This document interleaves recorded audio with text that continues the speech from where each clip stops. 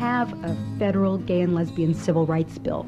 Then we will have created a climate where a kid in Idaho can say, oh, maybe it is okay to be gay, and maybe I can talk to my parents or my guidance counselor about this and not be immediately attacked. The future of young gay men and women in America is likely to be stormy, from confusion and uncertainty to physical assault and AIDS. But despite this uphill trek, many gay kids do see promise in the future. In this, the final part of our series, Gay Youth, the Invisible Minority, WAMU's Nick Clark explores what lies beyond tomorrow. It's wonderful. It's just the best possible experience I could imagine. There are so many things to do. People have a stereotype of the gay community as only bars and pickup joints, but any activity you want to do, you can find a gay group for it, and I love it. There have always been gay watering holes, but the notion of a nearly self-supporting community of gay men and women is only about 15 years old. Pick up Washington's weekly gay newspaper, The Blade, and you'll see ads for everything from health services and contemporary furniture to offbeat boutiques and some of the area's best mainline retailers. However, for gay kids, becoming involved with the gay community means risking exposure. Kevin Cranston, an AIDS educator and advisor to Bagley, the Boston Alliance of Gay and Lesbian Youth, says that for most kids, the media is the only source they have about homosexuals and the gay community. Young gay kids have more images of gay people.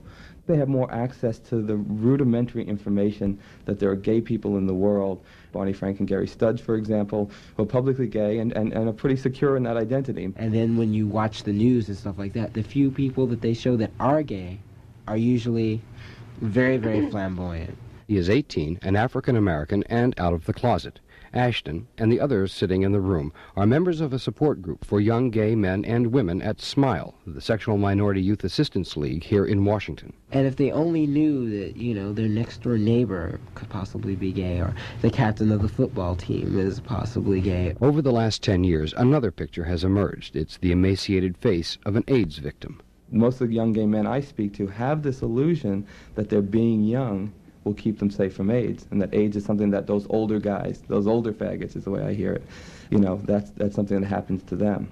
Underscoring Cranston's point is a Center for Disease Control study that says in New York, next year, the second largest killer of children will be AIDS. And although needle sharing by IV drug users presents the greatest danger for the spread of the disease, gay men are still at tremendous risk, especially the generation that has matured over the last 5 to 10 years.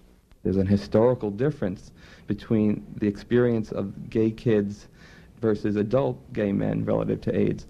They didn't have the growing awareness that gay men today have. They have not been targeted for education by the major AIDS service organizations. They didn't have the historical experience of seeing their friends die. You know, and I say this again paradoxically, the luxury of seeing friends die in terms of being able to concretize the risk and being aware that their lives are threatened. Cranston is angry at what he says is a cavalier attitude on the part of those who would prevent any mention of homosexuality in schools. The lives of these kids, gay kids, are at stake, he says, and they desperately need to know just how AIDS is transmitted and how to prevent that transmission. But listen to them talk about love, life, and the future, and you find that what they like, what they believe in, and what they want is not really that much different from other kids.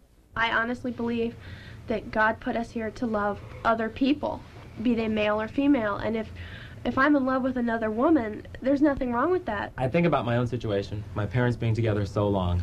I still see these people interact like newlyweds. They still hold hands in the parking lot. He still kisses her on the neck when he comes home from work if she happens to be in the kitchen or something. And I want that kind of interaction in my own relationship.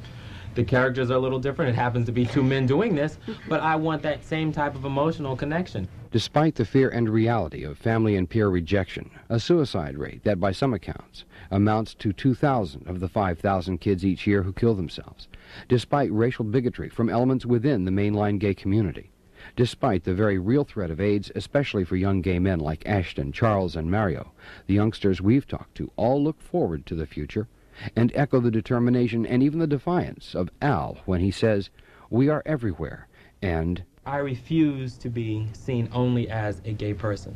I was a whole bunch of other things before this. I'm still going to be a whole bunch of those same things after I announce this. But don't devalue me as a whole person just because of who I happen to be attracted to. For WAMU 88.5 FM, I'm Nick Clark.